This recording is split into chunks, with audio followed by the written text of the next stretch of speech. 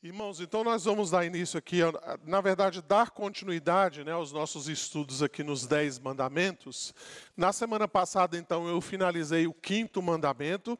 Hoje, então, nós vamos entrar aqui no 6º mandamento, tá?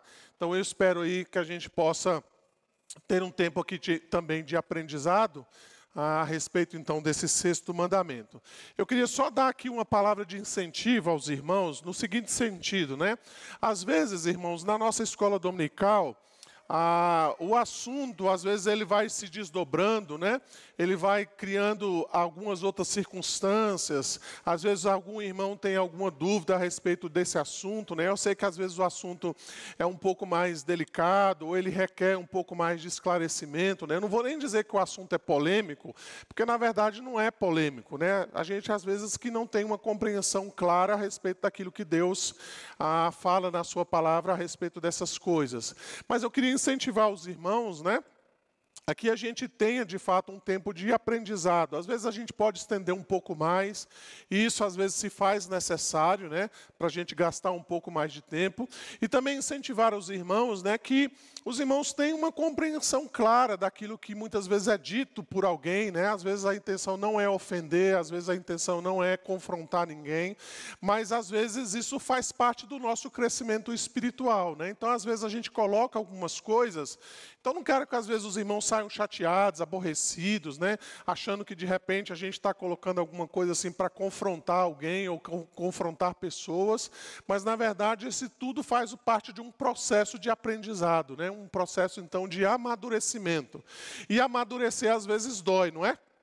Quando a gente sai da infância para a adolescência, já é um processo, né? Quando a gente sai da adolescência para a vida adulta, a gente também passa por um processo de aprendizado. Quando a gente casa, então já é outro processo. Quando vem filhos, também é outro processo. Então, eu incentivo vocês a verificarem e aprenderem esse processo, então, de aprendizado, né? Então, olhando para o 6º mandamento... Deixa eu só ver aqui, porque não está... ok. Então, nós vamos novamente, né, ler os 10 mandamentos, e hoje, com a graça de Deus, nós vamos iniciar o 6º mandamento. Então, vou pedir os irmãos para lerem lá para mim, por favor, novamente, Êxodo capítulo 20, os versos de 1 a 17. Vamos ler?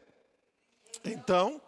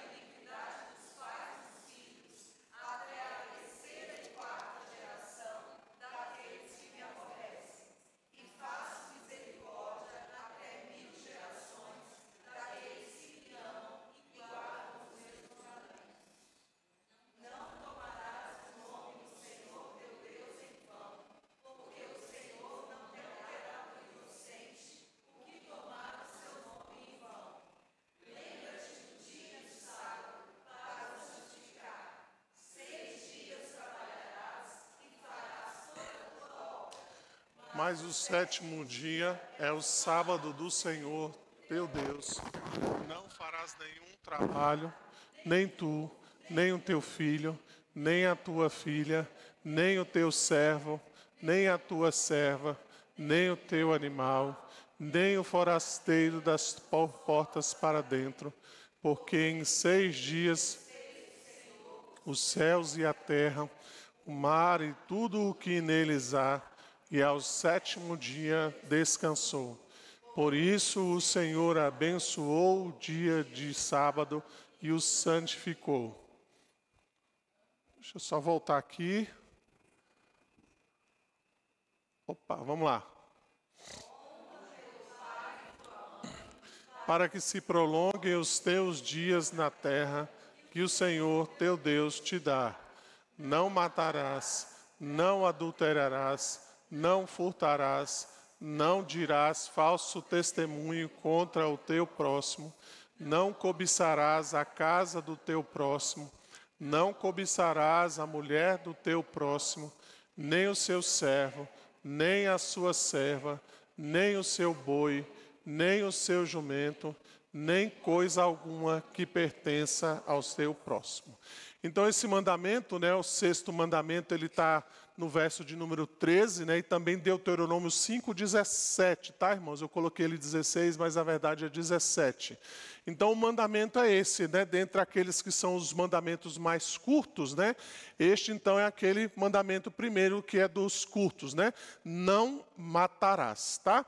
Mas eu queria já fazer aqui de antemão uma ressalva, né, de que na verdade eu prefiro essa tradução, né, de não assassinarás. Na verdade, o sentido desse verbo, né, ele tem mais esse sentido de não assassinar, né, que tem a ver exatamente com aquela intenção ou aquela premeditação de matar alguém, de assassinar alguém. Por isso, então, que eu prefiro essa tradução, né?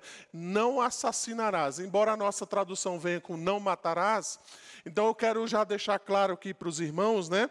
Para que a gente entenda algumas coisas, alguns desdobramentos disso, né? Para que a gente compreenda isso quando a gente for tratar de outros assuntos. Por que isso já estou colocando de antemão? Porque a gente vai perceber que, na verdade, este mandamento, né, o sexto mandamento, embora ele coloque como não matarás ou não assassinarás, a gente vai ver em algumas circunstâncias e algumas situações que o próprio Deus, então, permite, né, que a vida de alguém seja tirada. Por isso, então, essa ideia, né, de não assassinar, ou seja, não cometer algum tipo de assassinato, né, de homicídio. A ideia central desse sexto mandamento é essa, né? Deus é o Senhor da vida.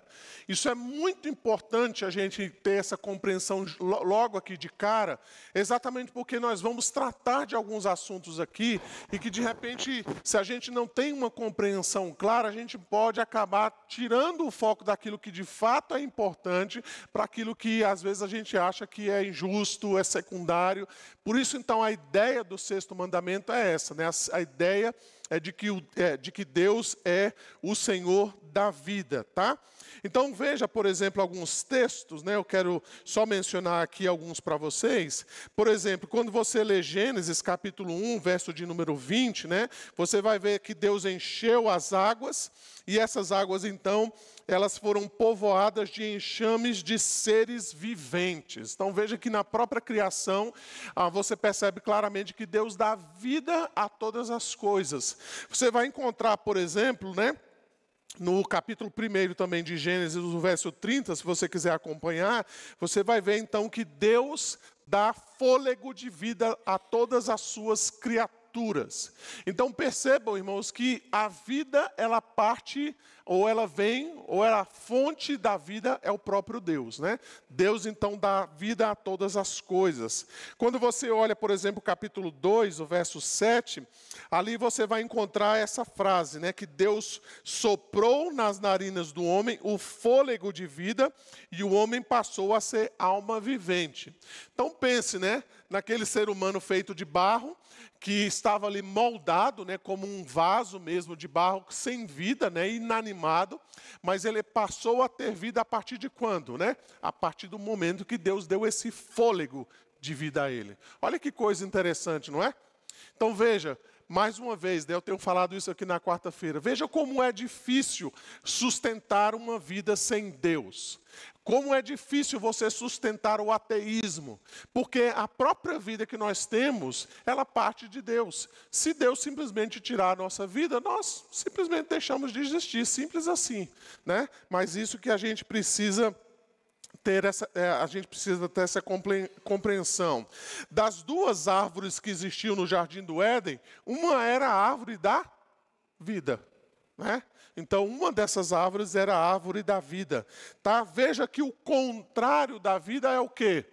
É a morte. Por isso Deus disse, né? Se você desobedecer, você vai morrer. né? Então não faça, não desobedeça a Deus, porque isso é contrário à própria vida, tá?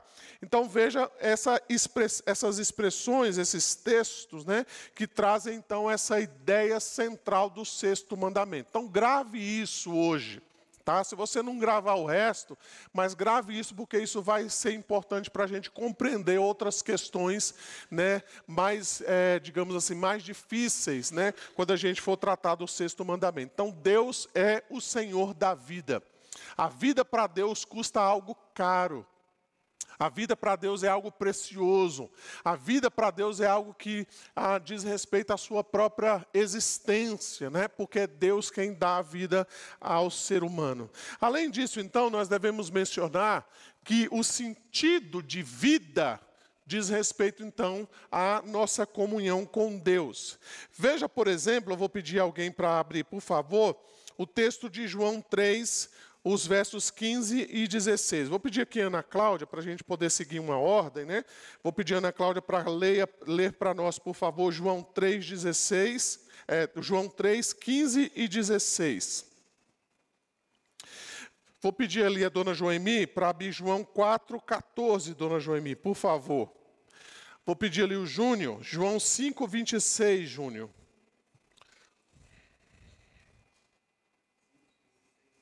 Isso.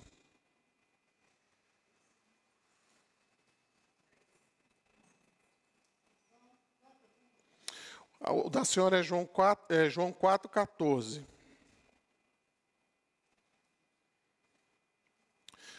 Vou pedir ali a Carlene para abrir João 6, Carlene, os versos 57 e 58.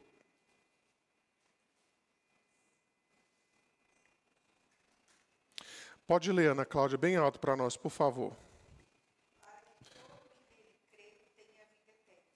Porque Deus amou ao mundo de tal maneira que deu o seu Filho unigênito, para que todo que nele crê não pereça, mas tenha vida eterna. Isso, tá? Então veja que isso tudo tem a ver com aquilo que nós vemos lá em Gênesis. Gênesis, a gente tem a promessa de vida eterna, não tem lá? Se Adão fosse obediente, então ele poderia desfrutar da árvore do conhecimento da árvore da vida. E aqui, então, nós vamos perceber exatamente isso, essa promessa de vida, né? Então, veja que essa ideia, irmãos, de vida eterna, não é algo que nasce, né, a partir do Novo Testamento, mas Deus sempre prometeu vida àqueles que lhe obedecem. Desde Gênesis, Deus está prometendo isso. Não é à toa, depois você pode dar uma olhadinha lá, né?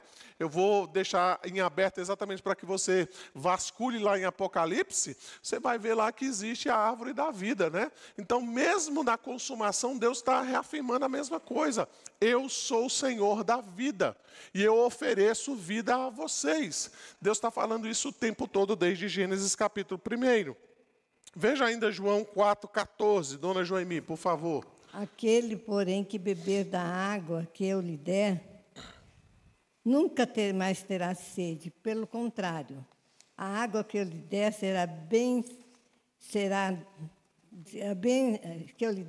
será nele uma fonte a jorrar para a vida eterna. Disse a mulher: Senhor, dá-me de beber essa água, para que eu não mais tenha sede, nem preciso vir aqui buscá-la. Disse-lhe Jesus: vai, chama teu marido, vem cá. Ao que lhe respondeu a mulher: não tenho marido, replicou-lhe Jesus. Bem disseste, não tenho marido, porque 5 maridos já tiveste, e esse que agora tens não é teu marido. Isso disseste com verdade. Isso, até aí, Amém. dona Joemi, tá? Então veja que Jesus está prometendo para essa mulher uma água que jorra para a vida eterna. Ainda João 5, verso de número 26. Tem vida em si mesmo, assim deu também ao Filho ter vida em si mesmo. Isso, tá? Ainda João 6, 35. Isso, desculpa, é o 6, 57, 58.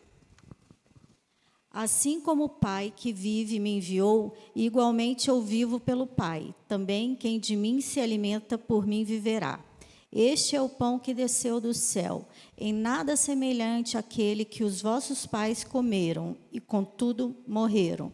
Quem comer este pão viverá eternamente. Isso, tá? Eu vou ler aqui para os irmãos, João 17, se os irmãos quiserem abrir. Veja o verso de número 3 do Evangelho de João 17.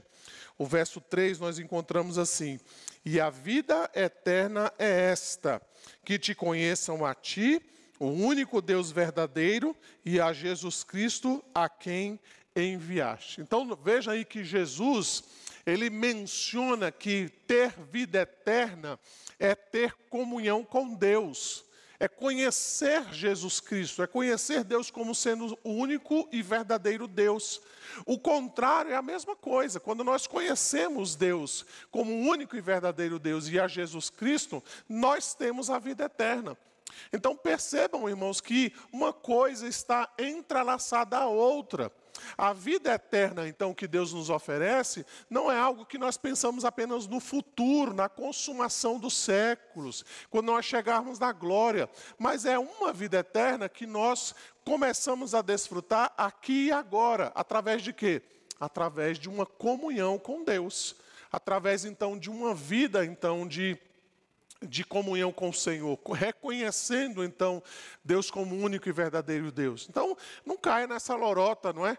De que às vezes a pessoa viveu uma vida completamente afastada de Deus, a pessoa viveu uma vida, às vezes até mesmo blasfemando contra Deus, ela não conhecia a Deus, ela não reconheceu Jesus como Senhor de sua vida, ela não reconhecia Deus como único e verdadeiro Deus, e aí no final de tudo ela morre, e aí a gente fala, agora ela está com Deus, agora ela está em comunhão com Deus, né?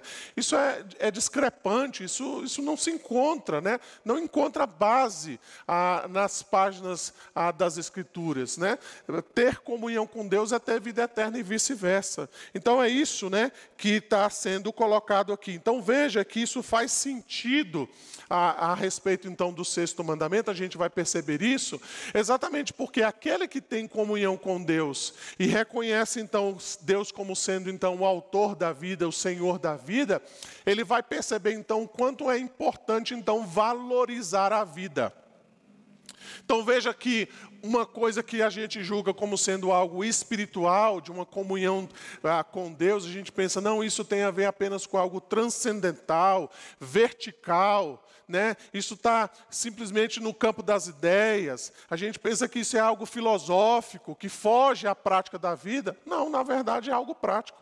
Quando eu entendo que Deus é o Senhor da vida, e que Ele oferece vida, e que Ele oferece vida eterna, eu passo então a entender que a vida tem valor, que a vida não pode ser desprezada, que a vida não pode ser colocada de lado, que a vida do ser humano então tem algo de valor para Deus. Eu não caio simplesmente nas ciladas da sociedade, em que a vida é cada vez mais desvalorizada, em que o ser humano é cada vez então mais rejeitado, e que o ser humano é cada vez mais rebaixado. Então, quando a gente chegar em alguns momentos do sexto mandamento, a gente vai perceber exatamente isso, que Deus, na verdade, está valorizando a vida. E Ele está colocando isso de maneira, às vezes, até meio rude aos nossos olhos, mas a gente vai perceber que os motivos pelos quais Deus faz então essas colocações, né, a respeito então da vida. Então o John Frame, né, que é o livro que eu estou usando, ele vai dizer assim, ó, Deus tem prazer na vida. O fato de a morte impregná-la é uma medida da seriedade do pecado. É uma medida da grandiosidade da salvação, o fato de que em Cristo a morte seja absolvida pela vida. Portanto, a Bíblia é um livro sobre vida e morte. Tá? Eu falei, acho que isso aqui há alguns dias atrás, né? A vida é sobre isso, a Bíblia é sobre isso, sobre vida e morte. E é isso então que o John Frame está mencionando aqui para nós. O Catecismo Maior, ele vai trazer então aqui duas perguntas interessantes para nós a respeito então deste sexto mandamento. A primeira é sobre os deveres, né? E depois ele vai falar sobre as proibições. Então os irmãos lembram que as perguntas sempre vêm assim, né? Os deveres, ou seja, aquilo que você deve fazer, ou seja, são as exigências a respeito então do mandamento, e também tem as proibições, que diz respeito ao quê? O que não se deve fazer, tá? Então vou pedir os irmãos aí para lerem para mim a pergunta de número 135. Quais são os deveres exigidos no sexto mandamento? Os irmãos, por favor.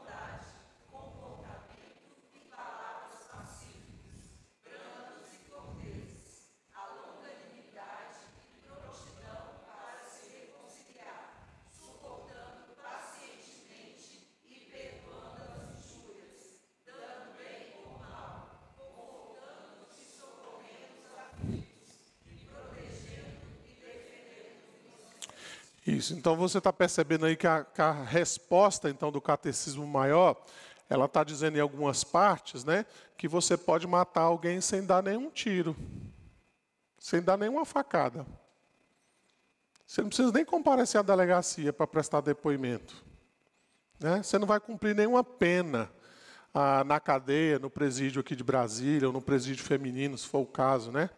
Mas ali você percebe claramente que você pode ser um assassino do seu irmão, né? Quando você não trata esse irmão, então, com brandura, quando você não é paciente, quando você não busca a paz.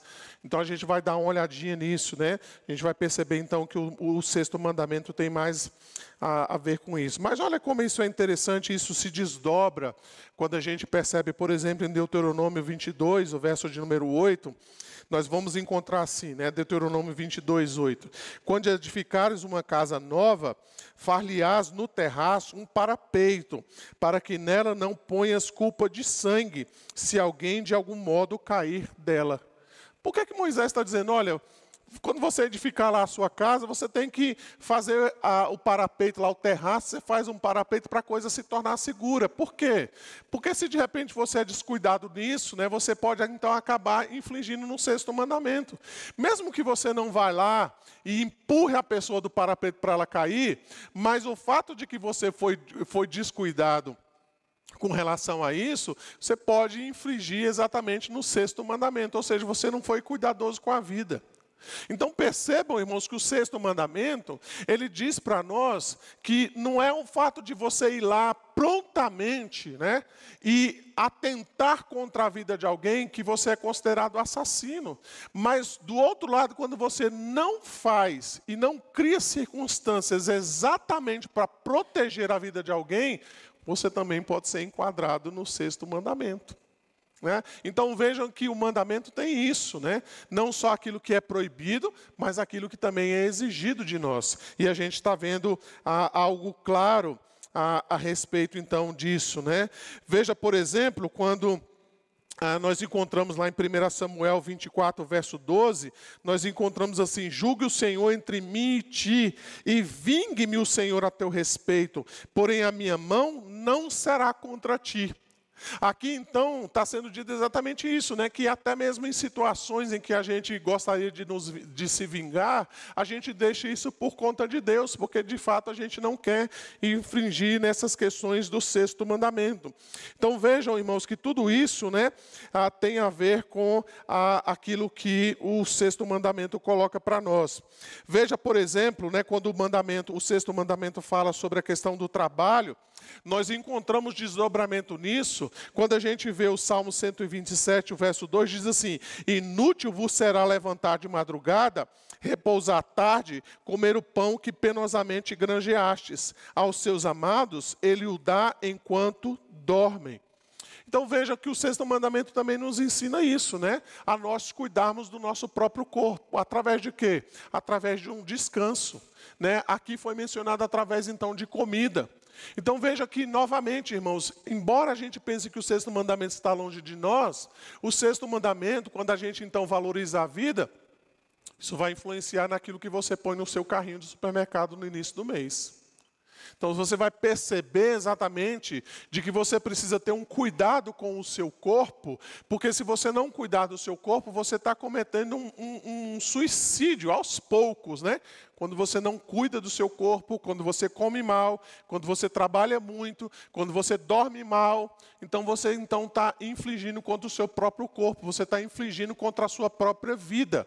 Então é isso que o mandamento está colocando diante de nós. Então vamos aqui rapidamente, né, dar uma olhadinha quais são então essas exigências, né? Então primeiramente, o sexto mandamento então ele exige o comer e o beber com sobriedade. Por exemplo, Provérbios vai dizer: achaste mel?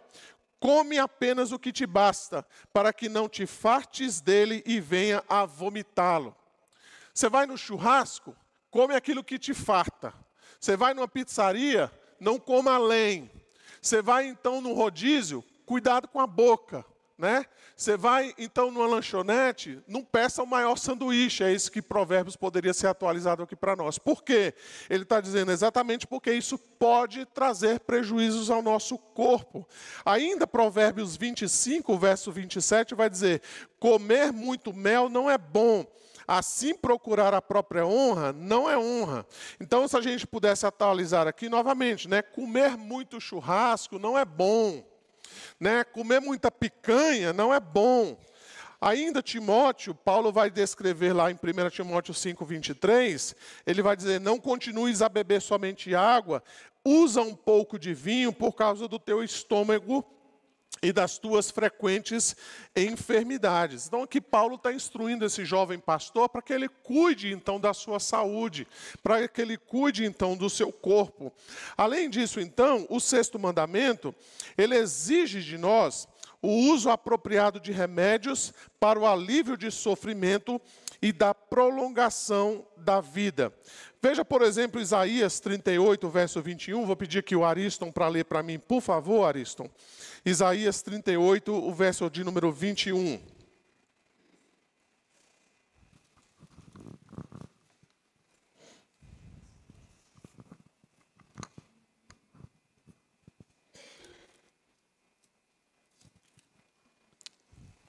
Pode ler, por favor. Isaías 38, 21. Ora, Isaías dissera: tome-se uma pasta de figos e ponha-se como emplasto sobre a úlcera, e ele recuperará a saúde. Isso, tá? Aí uma instrução para que ele use essa pasta de figos, né, como uma espécie aí de um remédio, né, sobre a úlcera. Então veja que nós, cristãos, nós não somos contra os médicos ou contra os medicamentos. Então, quando a gente pensa, por exemplo, né, algumas pessoas dizem assim: porque a gente tem que orar pela intervenção de Deus, pela cura de Deus. Irmãos, nós cremos que Deus cura, né? E a gente não faz essa distinção entre Deus curar de maneira milagrosa, sem o uso de remédios, ou quando Deus usa também os médicos e os medicamentos, né? Tudo isso, então, nós atribuímos a Deus, né? Deus curou de maneira milagrosa.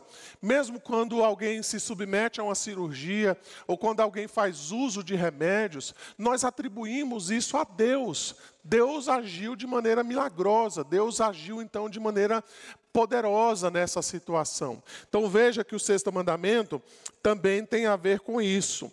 Eu já mencionei agora anteriormente, o sexto mandamento também exige de nós temperança no dormir, no trabalhar e no recrear-se. Eu já mencionei o Salmo 127, ele diz: é inútil você acordar de madrugada, porque Deus dá aos seus enquanto eles dormem. Por outro lado, Paulo vai dizer lá em 2 Tessalonicenses que aquele que não deseja trabalhar, que também não coma. Uma coisa boa, né, para os pais implementarem em casa, né? Não quer trabalhar, não vai comer também. Não quer ajudar, fica de fora, né? Então, veja que aqui, por outro lado, Paulo está dizendo exatamente contra a preguiça, contra aquelas pessoas que não querem ajudar, não querem trabalhar.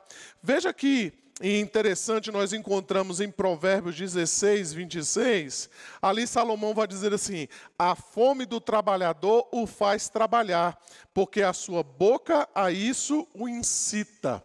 É interessante, né? Se a gente fosse traduzir aqui, a gente pensaria assim, né? O que é que faz a gente trabalhar mais? A Provérbios vai dizer, a fome de trabalhar. Né? A gente nunca está satisfeito, né, em simplesmente trabalhar aquele tanto. A gente pensa, não, eu posso dar mais um pouco, eu posso ir mais, né? Eu posso aumentar mais. Percebam que às vezes, né, quando a gente se encontra, a gente aconselha algumas pessoas, é nesse sentido, né? Às vezes a nossa sede de termos mais, consequentemente, vai nos levar a trabalhar mais. Muitas vezes a nossa insatisfação com aquilo que nós temos, né, vai nos levar então a produzirmos mais. Então a gente sempre pensa assim, puxa, eu preciso um pouco mais. É só mais 1 hora extra. Não, agora é 2 horas extras. Agora eu preciso do final de semana. Agora eu preciso trabalhar mais 4 horas extras. Exatamente porque a nossa fome de ter mais coisas nos leva então a esse trabalho excessivo. Veja também que o 6º mandamento exige de nós bondade e amor em palavras e obras. A gente vai falar um pouquinho disso mais adiante, mas nós vamos perceber que Jesus não só reafirmou o 6º mandamento quando ele disse não matarás, mas ele desceu ainda mais fundo a respeito do 6º mandamento, quando ele diz então que o 6º mandamento não é só quando você mata alguém literalmente, mas quando você chama o seu irmão de tolo. Então Jesus não está abrandando o 6º mandamento. Ele está aprofundando mais e está trazendo o sentido real disso, né? Por exemplo, Romanos, capítulo 13, vai dizer: o amor não pratica o mal contra o próximo, de sorte que o cumprimento da lei é o amor. Nós vamos encontrar aquela parábola do bom samaritano, que ele então, vendo aquela situação daquele homem caído no meio da estrada, ele fez com que aquele homem pudesse ser acolhido, pudesse então ser resgatado, pudesse então receber tudo aquilo que fosse necessário para a sua recuperação. Veja ainda que o 6º mandamento exige um espírito paciente, perdoador e não melindroso. Veja, por exemplo, Romanos 12, 17, não torneis a ninguém mal por mal, esforçai-vos por fazer o bem perante todos os homens. Ainda Romanos 12, o versos 20 e 21, é um daqueles versículos, né, que a gente lê e às vezes a gente não presta atenção naquilo que é dito. Mas ali o apóstolo Paulo vai dizer assim: pelo contrário, se teu inimigo, ele não está falando do amigo, ele não está falando do vizinho, ele não está falando do parente, ele está falando, se o teu inimigo tiver fome, dá-lhe de comer, se tiver sede, dá-lhe de beber, porque fazendo isto, amontoará brasas vivas sobre a sua cabeça. Não te deixes vencer do mal, mas vence o mal com o bem. Além disso, então, o 6º mandamento, ele exige auxílio e consolo aos que sofrem e proteção e defesa contra a injustiça feita aos inocentes. Por exemplo, 1 Tessalonicenses 5,14, Paulo vai dizer: exortando-vos também, irmãos, que aqui admoesteis os insubmissos, consoleis os desanimados, ampareis os fracos e sejais longânimos para com todos, tá? Então veja aí que o próprio Senhor Jesus Cristo, ele vai falar sobre isso no seu discurso escatológico, lá em Mateus 25. Porque tive fome e me deste de comer, tive sede e me deste de beber, era forasteiro e me hospedaste, estava nu e me vestistes, enfermo e me visitaste, preso e foste ver-me. Então, preste atenção, irmãos. O 6º mandamento, ele tem a ver exatamente com a valorização da vida. Nós não afetamos o coração do nosso irmão porque nós não queremos ver o nosso irmão morto, desanimado, enfraquecido. Nós amparamos os necessitados porque nós valorizamos a vida. Nós vamos lá na Arca e na Manaim, não é entregar mantimentos, não é entregar coisas. Nós vamos lá expressar o amor de Deus para essas pessoas. Nós vamos lá, então, expressar a vida que Cristo oferece não só a nós, mas também a eles. Então, percebam que o 6º mandamento é muito mais abrangente do que simplesmente matar, do que cometer algum tipo de homicídio. Ele vai, de fato, ao encontro daquilo que nós chamamos de coração, né? Das coisas que estão dentro de nós, né? Daquilo que, de fato, move as nossas intenções. Deixa eu correr aqui, então, para a próxima parte, né? A pergunta 136. A gente não vai esmiuçar aqui, porque muitas coisas já foram respondidas pela pergunta 135, mas só para os irmãos lerem, então, quais são os pecados proibidos no 6º mandamento. Os irmãos, por favor.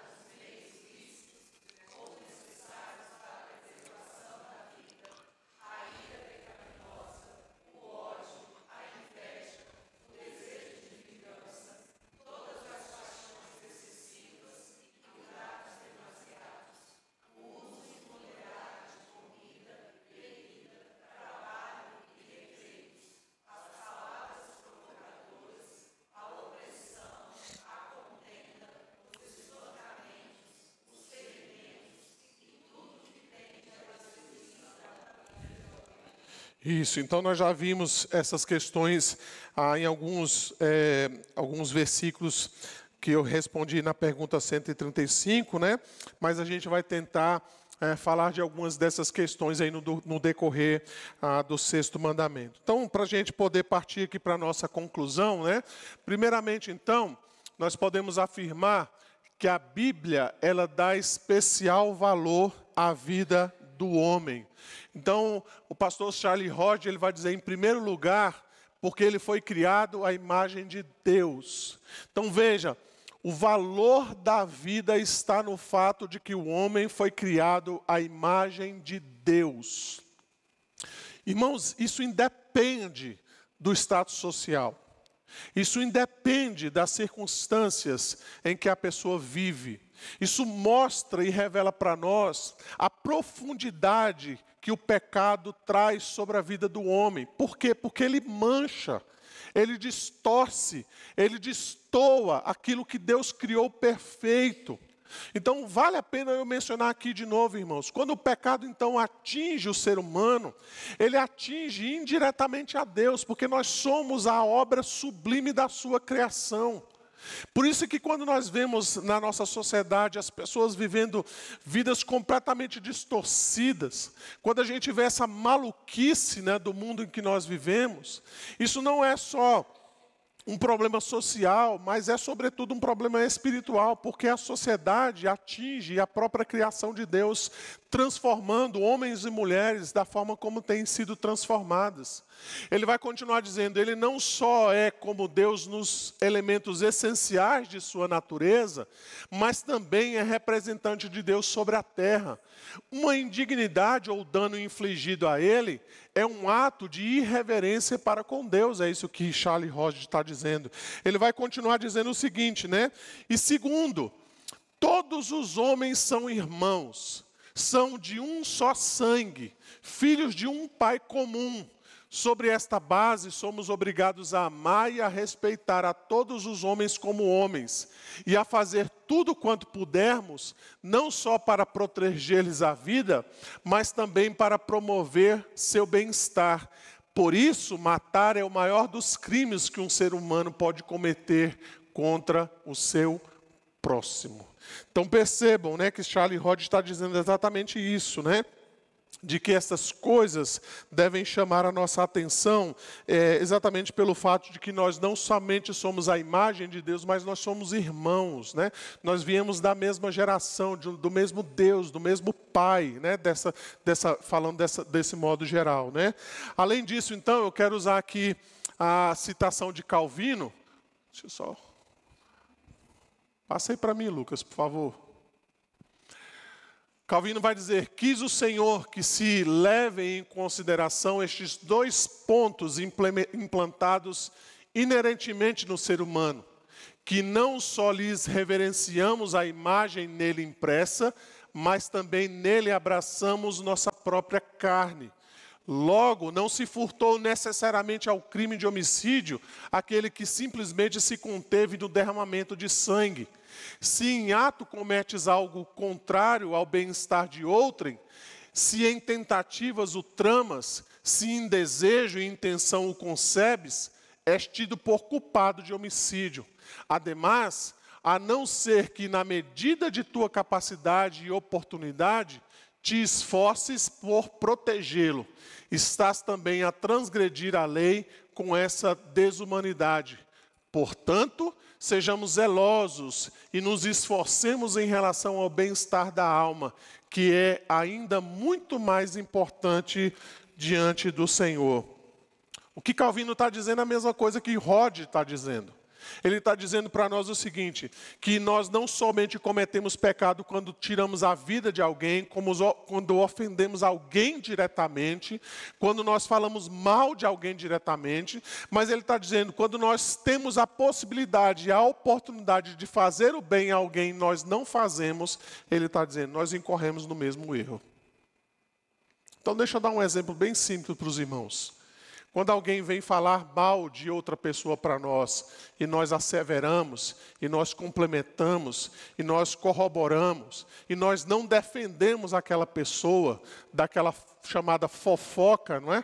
Quando alguém fala então a respeito de alguém para nós, e nós simplesmente corroboramos com aquilo, Calvino está dizendo, você está cometendo o mesmo pecado. Porque você deveria então dizer, não, isso não é assim, não é por aí que se faz. Você já acertou, você já conversou com essa pessoa, você não pode então levar isso. Exatamente porque se você tem a oportunidade e a capacidade de proteger essa pessoa e você não o faz, nós caímos então no erro, nos deveres então do 6º mandamento. Sim, Eliane?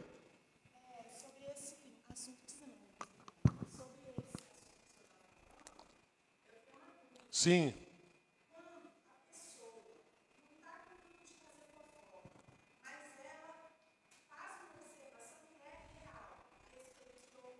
Uhum.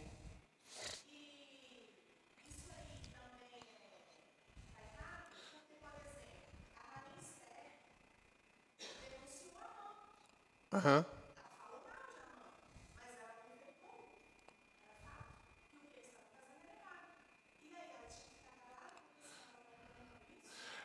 Aí tem um contexto de que é um inimigo de Deus, literalmente, né? Eu estou falando no contexto da igreja, a gente está tratando entre irmãos. E, obviamente, quando a gente trata em irmãos, né, a coisa é um pouco diferente. Não é que a gente vai denunciar, por exemplo, as coisas erradas que o presidente faz, né?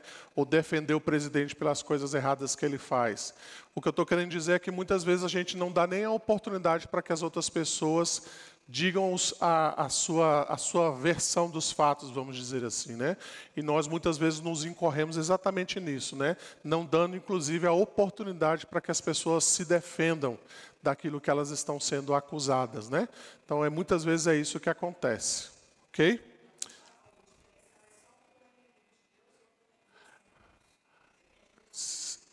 Se a gente pudesse fazer isso na igreja, seria melhor.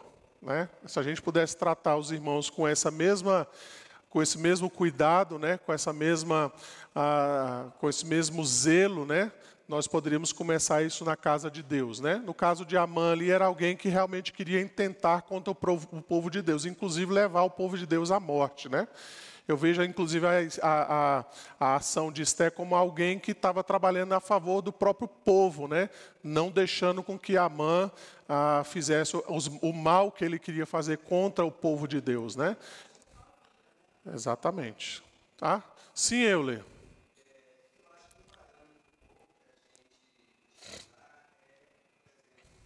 Fala no microfone para o pessoal de casa ouvir.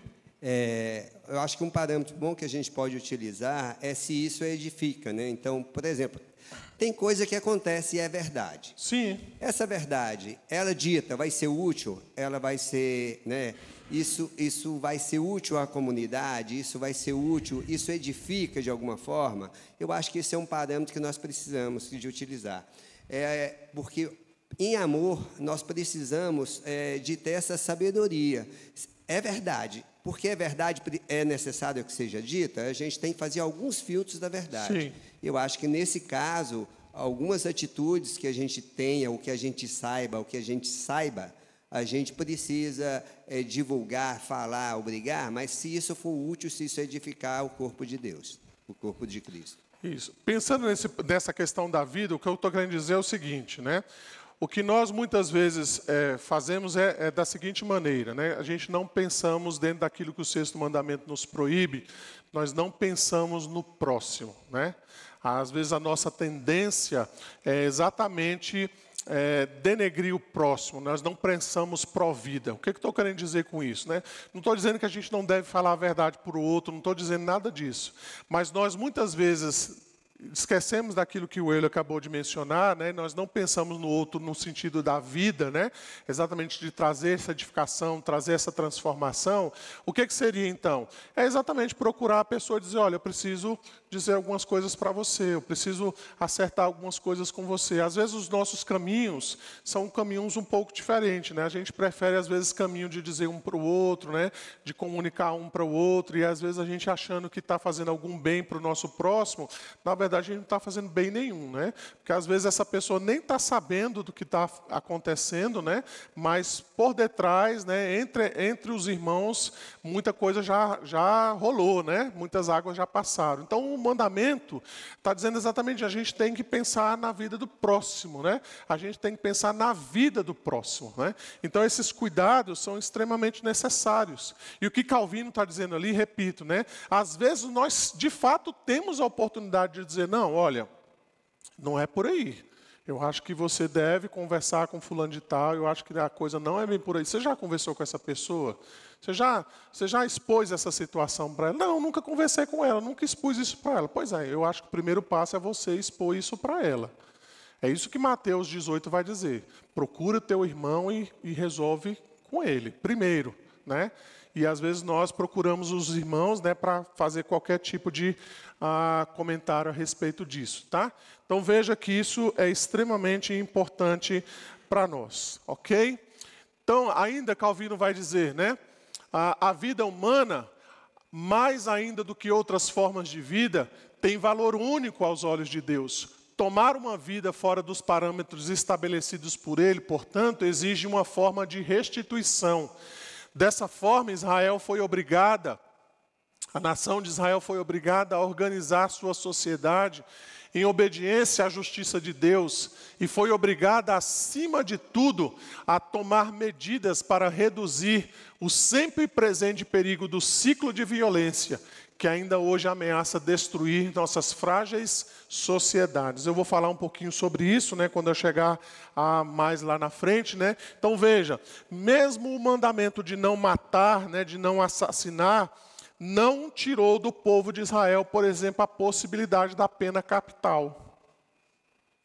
Então a gente vai tentar falar sobre isso, né? Então veja que muitas pessoas foram julgadas com a pena de morte exatamente porque tiraram a vida de outra pessoa. Então a vida só pode ser restituída à altura da justiça se for paga com outra vida. Então percebam que isso tem implicações no que diz respeito à sociedade. Por que a nossa sociedade hoje, né, pensando aqui já um pouquinho, né, a gente não vai debater esse assunto hoje, mas veja por que a vida muitas vezes é banalizada na nossa sociedade atual. Porque as pessoas sabem que se elas matarem outras pessoas, elas não vão pagar com a sua própria vida. Então, na verdade, o que está sendo desvalorizado? A vida. A vida está sendo desvalorizada. Se a vida é desvalorizada, todas as outras coisas passam a ser desvalorizadas. Então as pessoas não têm medo de pagarem com a sua própria vida. Elas não têm medo de morrerem, né? Porque a sua vida porque elas ceifaram a vida de alguém. Elas simplesmente vão cumprir ali um prazo, sei lá de quantos anos, ela tem lá suas penas, no nosso caso aqui, né, tem regressão de pena, tem benefícios e tudo mais, mas nada, absolutamente nada, restitui ou repara aquela vida que foi perdida, que foi ceifada injustamente, né? Então, pensem nisso, né? Pensem como isso traz prejuízos para a sociedade humana. Hoje a vida não tem valor nenhum. As pessoas matam de maneira desvarada, por qualquer motivo, e cada vez mais os crimes têm sido cruéis, né? Muito mais cruéis do que eram antigamente. Antigamente se matava, agora não basta só matar, você tem que matar, você tem que humilhar, você tem que esquartejar, você tem que fazer todo tipo, tem que ser um crime cada vez mais, cada vez pior, né? Para que torne a coisa então mais impactante. Ok? A gente vai falar sobre isso mais adiante, tá? Então está aberto aí, se os irmãos quiserem fazer alguma participação, a gente tem alguns minutinhos antes de nós finalizarmos. Sim, Ana Angélica. São duas perguntas. Sim. Tá? Uma é sobre o suicídio, né? Que tem lá que não pode tirar a vida. Sim. Aí a minha dúvida é, a gente como cristão, né, no momento de desespero, se uma pessoa que é cristã, se uma pessoa que tem certeza de ser predestinado, a pessoa está muito desesperada e ela tira a vida. A gente é eleito, a gente é salvo? Tem alguma garantia? Vamos falar assim? Garantia. Essa Guarda é a essa primeira. pergunta para a terceira aula ou quarta aula, se não me engano. Guarda para Deus, é ótimo. Tá, eu vou guardar mesmo, tá? Vai ter uma aula que eu vou falar sobre temas atuais, Tá, que é porque suicídio, guerra, pena de morte, pergunto aborto. por já ter... É uma pergunta muito, né? Me pergunto isso muito. A outra na pergunta 136, o Catecismo Maior termina com tende à destruição da vida de alguém, né? Tudo que não é proibido e tal, tudo que tende à destruição da vida de alguém. Quando a gente pensa nisso, e se alguém faz muito mal para a gente, no sentido assim, e aí vou fazer uma relação com o 5º mandamento. Se a gente pensa assim, um pai ou uma mãe um pai que abusou de uma criança muitos anos e essa criança cresceu e tem muita raiva desse pai, tem mágoas e tudo. Então, qual que é a relação de tende à destruição da vida de alguém? Então, essa pessoa, o pai destruiu a vida emocional, a vida física dessa pessoa. Então, como não levar isso... Porque a pessoa está tendo raiva, não perdoou, ou tipo, deixou para lá, mas não perdoou e fica com aquela mágoa, né? Então eu estou tendo raiva, né? A pessoa está tendo raiva e está matando o pai na relação familiar, no vínculo ali. Como isso é visto biblicamente, como isso é superado biblicamente? Então, se a gente for pensar biblicamente, tem uma morte dupla aí, né? Não é só o pai que está morrendo, a filha também. Então, se for uma mulher cristã, né, vamos imaginar que é alguém que foi abusada na infância e que hoje ela é uma mulher cristã, ela é uma convertida, né?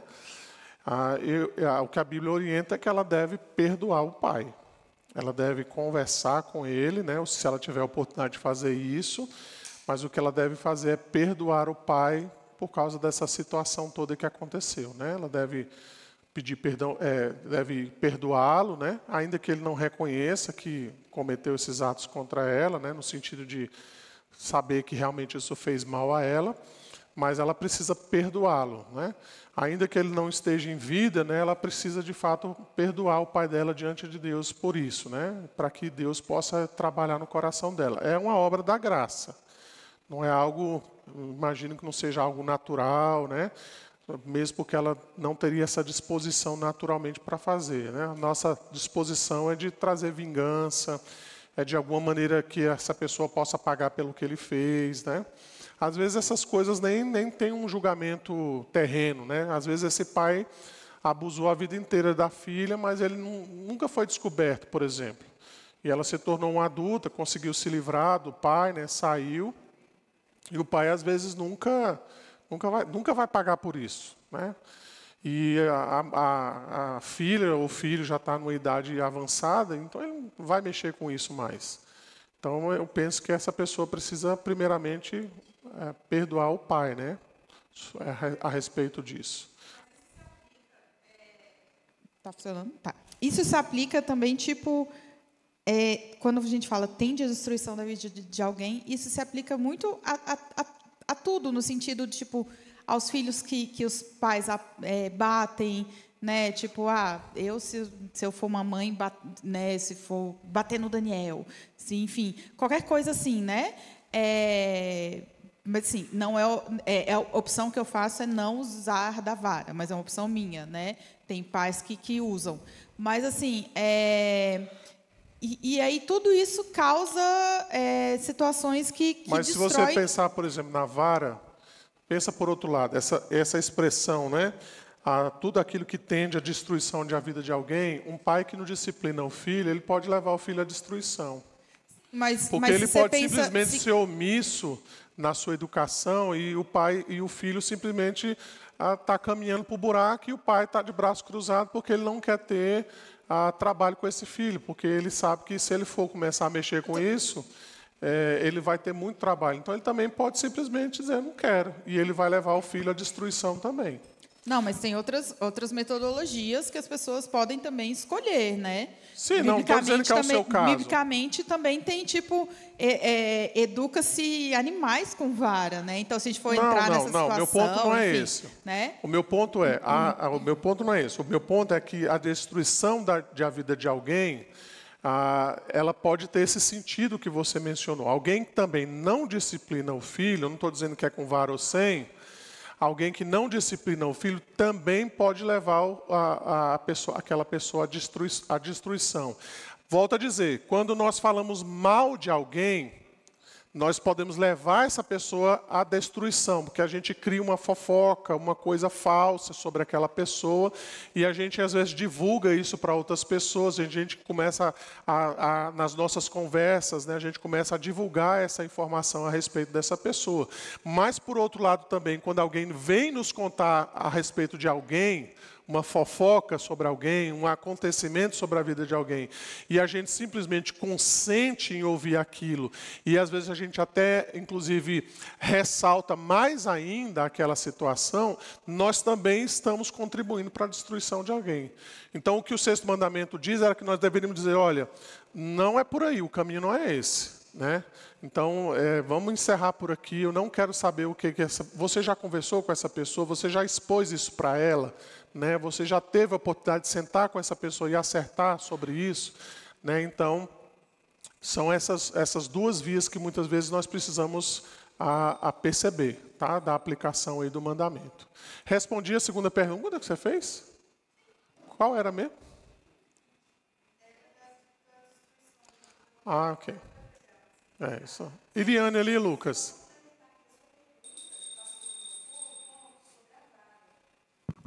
É que Provérbios 29, versículo 15, fala expressamente sobre a vara. Fala assim, a vara e a disciplina dão sabedoria, mas a criança entregue a si mesma vem envergonhar a sua mãe. Então, usar a vara pode estar fora de moda. Tem a lei da palmada, mas a Bíblia recomenda e faz muito bem. Eu uso pouco a vara lá em casa, porque eu acho que eu sou frouxa mesmo, mas de vez em quando é necessário. Não, estou falando só o que a Bíblia fala. Ok. Irmãos, vamos lá para a gente continuar aqui. Alguém tem mais alguma consideração, alguma pergunta para nós finalizarmos esse ponto? O doutor Sérgio e depois aqui o Júnior. Espera aí, Sérgio, que ele vai colocar aí. O Catecismo Maior aí de Westminster é interessante na pergunta 136, que o senhor até falou. Quais são os pecados proibidos? Aí chega na questão do assassinato, que eu achei melhor a resposta que o senhor colocou, melhor que não matarás. Mas aqui fala o seguinte, a negligência ou retirada dos meios ilícitos ou necessários para a preservação da vida. Então, ela faz parte da questão do assassinato. Isso aqui é só para ver que, quando homens voltados ao temor do Senhor se reúnem, eles conseguem, de certa maneira, fazer um bom uso e uma boa terminação. Aqui é o caso do Catecismo de Westminster. Ele falou isso aqui, parece que eles já previam o que aconteceria nos tempos futuros. Sim. E hoje nós vemos isso, falando de não matarás, nós chegamos aqui nas redes sociais. E só como exemplo, isso aqui não estou tentando... Essa semana nós vimos a questão lá da mulher que levou o homem morto a receber a questão do... Olha só. Do empréstimo. Do empréstimo. Veja bem como é que nós... Não estou classificando aqui se foi correto, se foi errado. Não cabe a nós fazermos sobre isso. Eu acho que aqui, inclusive, cabe até a pergunta que a irmã falou anteriormente, na questão da denunciação, de você sob um mal, é obrigatório, até por lei hoje, que se você vê um mal, então não é que você está ofendendo o irmão. Mas nesse caso em específico, nós não sabemos o que houve ali. Me parece que ele passou por ali, ele estava vivo e tudo mais. Mas o que é, de repente, interessante, a gente vê o que a mídia faz hoje com a gente. Antes de nós sabermos o que realmente está acontecendo, sem sermos capazes, e não estarmos na capacidade do julgamento, que seria o juiz, o promotor do caso, nós condenamos. E eu não sei se aconteceu isso. Isso me parece ser um assassinato. E um assassinato. Porque, se você parar para observar, aquela pessoa também tem o direito de viver assim como todas as outras. Então, quando a gente, de maneira simplesmente rápida, a gente faz uma sentença absurda, a gente causa a morte dos outros, de certa maneira. E isso aqui serve para nós com relação às mídias sociais. Porque, quando você faz isso, você retira os meios de sobrevivência daquela pessoa. Isso, de certa maneira, aconteceu também, nós vimos aí, pessoas que sobreviviam de mídia e tal, foram retirados os meios de sobrevivência. Então, veja onde alcança essa lição que o Senhor pôde nos dar de maneira tão brilhante hoje aí. Nós vemos que a gente, muitas vezes, retira o meio de sobrevivência dos outros. E é interessante, nesse sentido, de saber que esses homens, anteriormente, há muito tempo atrás, e observando a Bíblia, na hermenêutica da própria Bíblia, eles fecharam e puderam perceber isso aqui. Então, é uma lição muito valiosa para nós aqui, creio eu. Ok. Júnior aqui. E, por último, a Débora. Gente, para a gente... Não sei se tem mais alguém. Não, só colaborando com um ponto que o senhor mesmo falou, né? Omissão, né? Se você vê uma pessoa fazendo coisa errada e tal, e você não alerta aquela pessoa, dá um... Né, você mesmo, em vez de falar com o irmão, com alguém, você fala com a própria pessoa. Se você é omisso, você está colaborando com a destruição moral e até física daquela pessoa, né? E quanto à criação de filho, é a mesma coisa, né? Usando a vara ou não, você tem que apontar para o seu filho e falar: ó, filho, isso aqui é errado, isso aqui, entendeu? Se você fizer isso, vai ocorrer nisso, entendeu? Então, se você está sendo omisso, você está colaborando com a destruição daquela pessoa, física ou moralmente. Isso, exatamente. Débora. Para contribuir com a pergunta da irmã, minha irmã, Ana Angélica... Se for sobre suicídio, é só daqui 3 domingos. Não é. Há alguns anos, eu li um livro sobre abuso sexual. E era uma família cristã, de pastor, e ele abusava da filha mais velha. E essa filha, juntamente com a irmã e a mãe, elas eram impedidas de frequentarem reuniões de mulheres nos cultos, e porque o abusador, que era o pastor, as impedia. E ele conseguiu, ele foi transferido do Brasil, foi para a Espanha, ele era um missionário, e ali ele abusava dela. E lá ela encontrou um rapaz que se interessou por ela da igreja, e eles resolveram fugir. E muitos anos depois que ela teve filhos, o Senhor foi ao encontro do coração dela e ela perdoou aquele pai. Porque ela entendeu que os pecados dela, quando ela fofocava, quando ela mentia, quando ela traía a confiança de alguém, ela viu que era da mesma forma como aquele homem a estuprava, que era um pecado. para o Senhor tão grave quanto. Para ela era muito grave, mais grave do que quem sofre a fofoca, porque ela sofreu no corpo físico dela. Mas para Deus era um pecado contra Deus, assim quando a gente fofoca. E assim ela compreendeu que ela precisava perdoar aquele pai. E ela já com os filhos maiores de 5, 6, 7 anos, ela conversou com o marido e resolveram visitar a igreja que o pai ainda ministrava e era pastor. Ela procurou o pai por várias vezes, ele a rejeitou, até que ela resolveu visitar o culto público em que o pai pregava. E ela foi com a família, se eu não me engano, já tem muitos anos que eu li esse livro, eu não me recordo se ela tinha 3 ou 4 filhos, mas ela tinha uma penquinha de filhos. E ela se sentou, e o pai, ele ficou tão comovido que ele fugiu.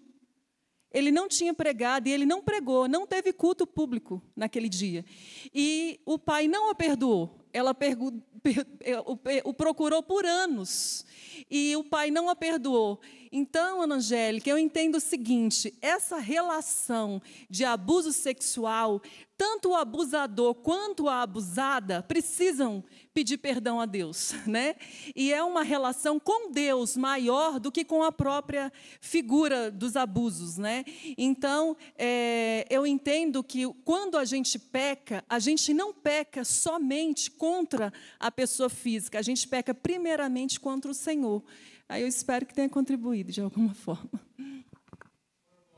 Aqui, né, mas o perdão sempre tem essa característica, né? Enquanto nós não perdoamos ou não pedimos perdão, nós ficamos ligados a essa pessoa, né? Ainda que o outro lado não tenha reconciliação, porque às vezes acontece, né, irmãos? Você pede perdão para alguém, diz, olha, eu errei, eu pequei contra você, e a pessoa simplesmente diz, eu não quero perdoar. Aí já não é mais com você, aí ela resolve com Deus, né? Assim, da mesma maneira, quando pessoas nos pedem perdão e a gente diz, não vou perdoar, aí a bola está com a gente agora, né? Então a gente precisa lidar com isso daí.